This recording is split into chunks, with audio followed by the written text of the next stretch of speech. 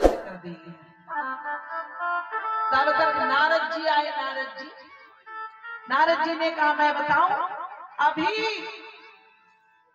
2 दिन पहले मैंने सरकार का दर्शन किया। मैंने पूछा प्रभु, मान लीजिए देव तालाब के भक्तों को अचानक आपकी उससे मिलने की छाप की आवश्यकता पड़ गई और आपसे अर्जेंट में मिलना चाहे तो आपको मिलेंगे नहीं, तो कोई आपका पर्सनल नंबर हो तो मोबाइल से बता दिए, उससे संपर्क कर लेंगे। ठाकुर ने कहा मोबाइल की आवश्यकता नहीं, हम अपना हेड ऑफिस बता देते हैं। बोले कहाँ मिलोगे? कहाँ मिलोगे? बोले ना हम बसामी वैकुंठ योगी नाम हृदय नचे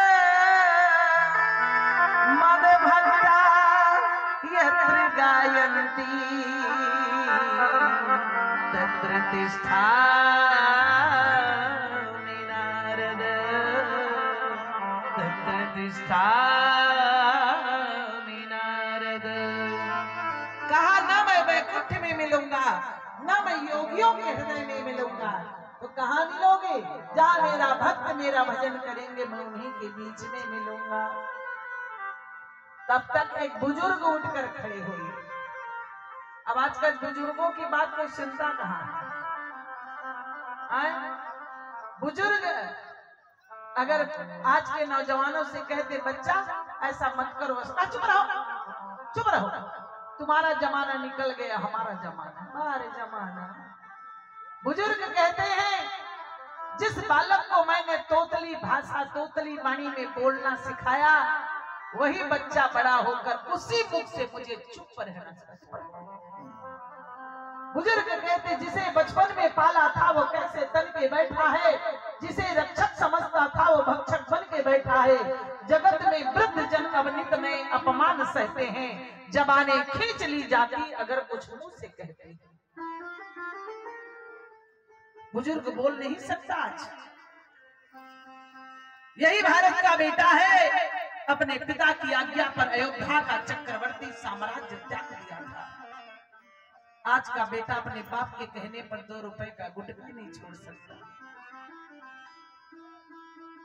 2 रुपए का गुटखा नहीं छोड़ सकता।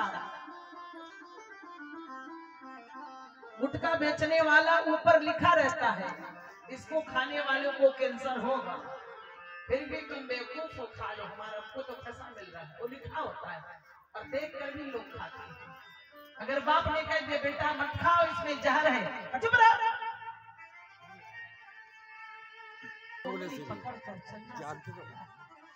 ये वही पिता है। माँ ने देखा कि पिता का पैजामा फट गया, कुर्ता फट गया। माँ ने कहा दीपावली का त्योहार आ रहा है, सब बच्चों के लिए तुमने कपड़ा खरीद लिया, अपने लिए नहीं बनवाओगे?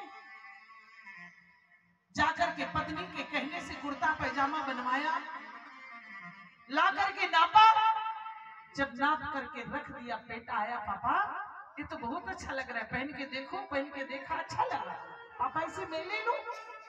पिता ने कहा ले लो, ये तो मेरे लिए छोटा हो रहा था, ये तेरे साइज का बना है, तू पहन ले इसे। पुराना पैजामा धुलवा कर प्रेस करके त्योहार में पहन लेता है। क्यों? तुम्हारी खुशियों के कारण। पत्नी ने कहा बेटा का सब कुछ कर दिया श्रृंगार, जूता फट गया, जूता तो खरीद लो। पत्नी के कहने पर जूता तो खरीद लिया, लेकिन बेटा आया, जूता नाप कर देखा, पहनकर चला गया। अब्बा जूता मुझे बहुत अच्छा लग रहा, क्या तू ठीक ले लिया? ये मुझे काट रहा है, जूता छोटा हो गया मेरे, फटा जूता सिलवा कर त्योहार में पहन लेता है। क्यों? तुम्हारी एक मुस्कान के लिए वो कितना परेशान रहता है। उस पिता से बेटा कहता है तूने मेरे लिए क्या किया है जीवन में?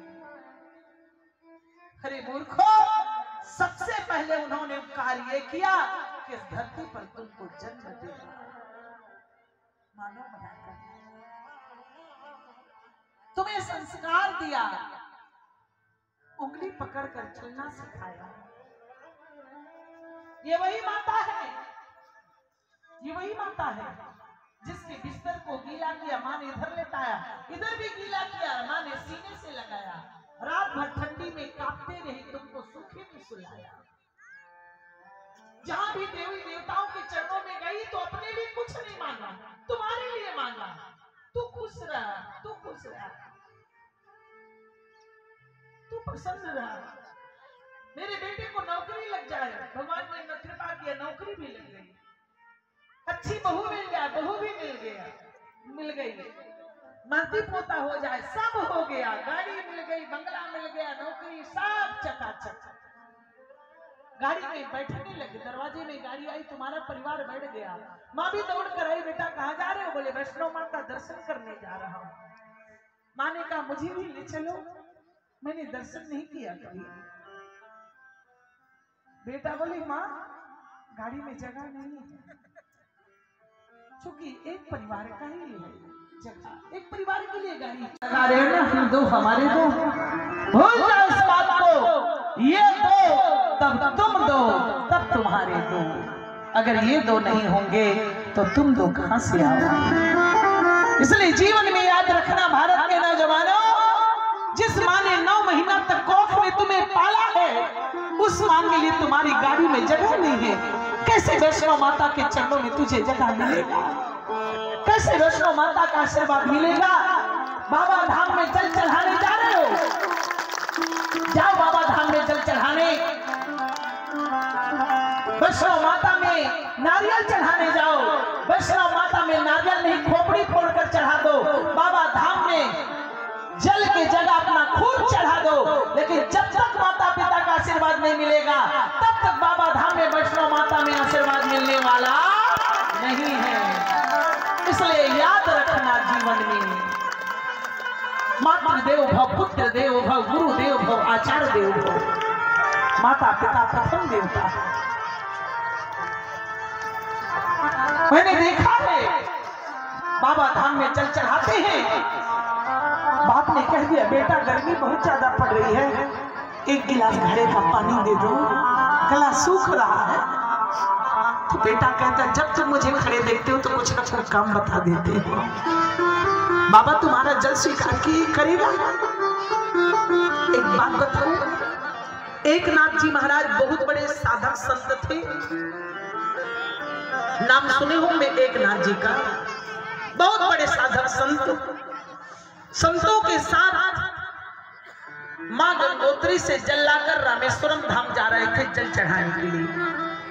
सभी संत कमंडल में जल लिए थे, बड़ी भीड़ थी रामेश्वरम भगवान के दर्शन के लिए। उसी बीच सभी भक्तों के बीच में एक गधा आकर पड़ा था, लेटा हुआ था रोड में, और कोई भी आए मुंह खोले पानी के लिए, लोग उससे दूर हो जाए, पानी छुआने, जल छुआना जाए, इससे हम रामेश्वरम को जल चढ़ाने जा रहे हैं। सब लोग निकल गए। एकनाथ जी महाराज आए, देखा, जैसे देखा तो गधे ने मुंह खोला। वहीं पर एकनाथ जी महाराज रुक गए। उन्होंने कहा भगवान हे रामेश्वरम, मुझे माफ कर देना, क्षमा कर देना। आपको जल चढ़ाने वाला तो लाखों नहीं करोड़ों लोग खड़े हैं, लेकिन इस प्यासा जीव को कोई एक घुट पानी नहीं पिला रहा है। मैं आया तो था आपको जल चढ़ाने के लिए, मैं फिर यहाँ से जाऊंगा, माँ गंगोत्री से जल लूंगा, आपको जल चढ़ाऊंगा, लेकिन यह जल मैं आपको नहीं चढ़ा सकता, इस प्यासा जीव को मैं पिलाऊंगा। जैसे ही एकनाथ जी महाराज गधे के मुंह में कमंडल से जल डाला, वहीं पर रामेश्वरम भगवान प्रकट हो गए।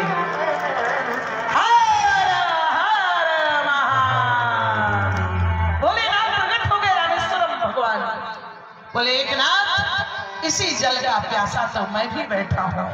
इन लाखों लोग जल चढ़ाने आए हैं, लेकिन ये जल मुझे एक बूंद भी स्वीकार नहीं है। जो जल आपने चढ़ाया, इसी जल का मैं प्यासा हूँ।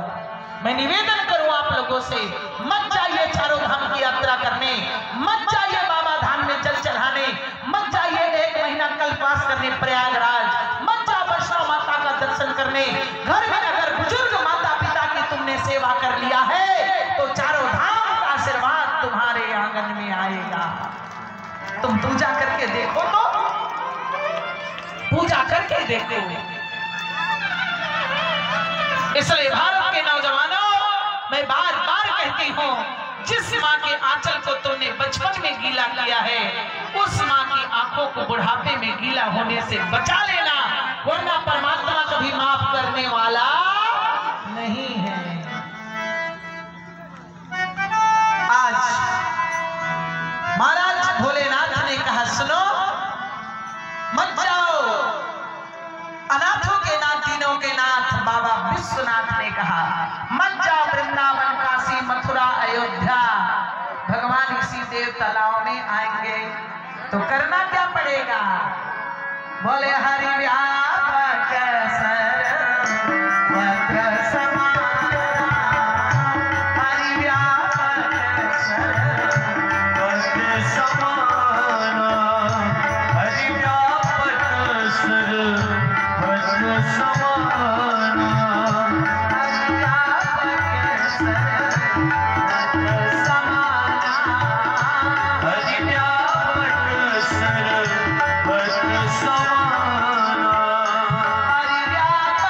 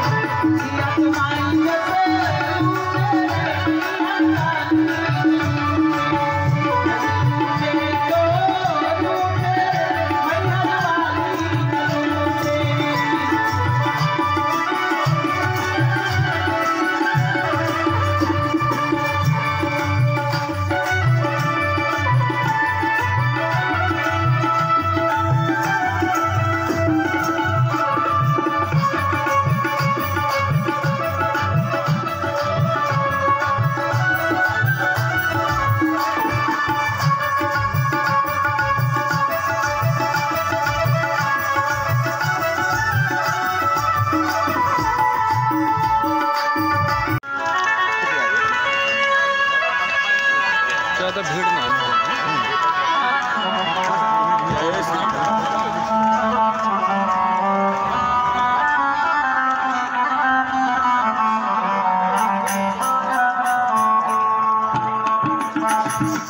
भगवान स्वस्थ रखे, दीर्घायु रखे।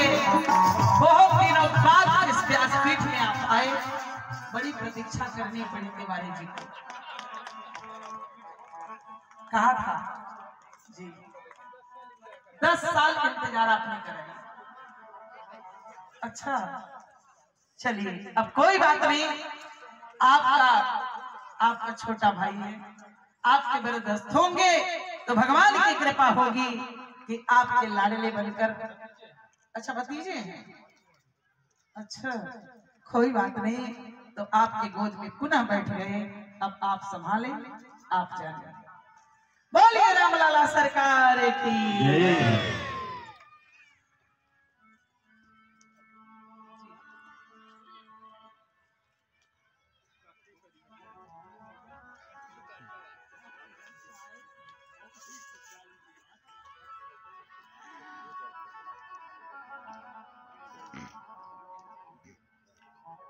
सभी लोग अपना अपना स्थान ग्रहण कर दें।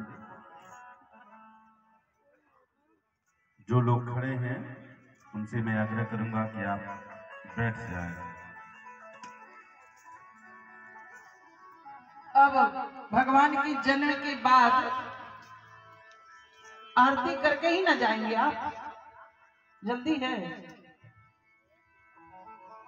चलिए कोई बात नहीं, भगवान ने ही तो व्यस्त बनाया है। तो जरूरी है हर जगह जाना। आइए, निवेदन कर रही थी मैं आप सब लोगों से,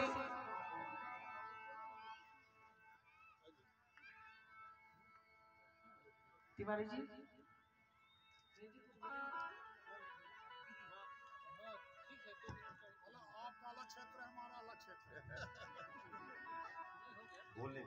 मैंने कहा कि आप कुछ बोलिए तो कहते हैं आपका क्षेत्र। उनको धन्यवाद करता हूँ। उन्होंने धर्म क्षेत्र में काम करने के लिए अपने मेरे भतीजे को लगाया SS तिवारी के, इसलिए आपको उनको उससे धन्यवाद। और आपको तो धन्यवाद नहीं कर सकता, केवल यही कह सकता हूँ कि हमारी विनती को, हमारे क्षेत्र की जनता की विनती को सुन करके आप यहाँ पधारिए।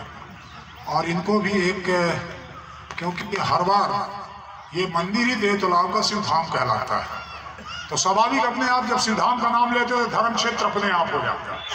और धर्म क्षेत्र के भीतर आप आकर के यहाँ लोगों को जो बात धर्म की हो सकती है उसको सिखाने का या उसको सुनने का अवसर दिया, उसके लिए मैं आपको धन्यवाद करना चाहता हूँ।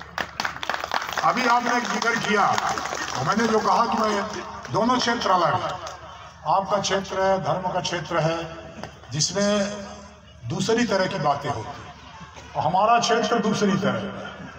हमारा क्षेत्र राजनीति का है, और राजनीति में आप सब जानते हैं, लोग वैसे कहते हैं कि झूठ फरे मतलब राजनीति, तो हमारा क्षेत्र अपने आप दूसरा हो जाता है। कई बार लोग कहते हैं कि धर्म की राजनीति नहीं होना चाहिए। हमारे देश में चूंकि संविधान है, लोकतंत्र है, लोकतंत्र के भीतर से कई बार लोग हरि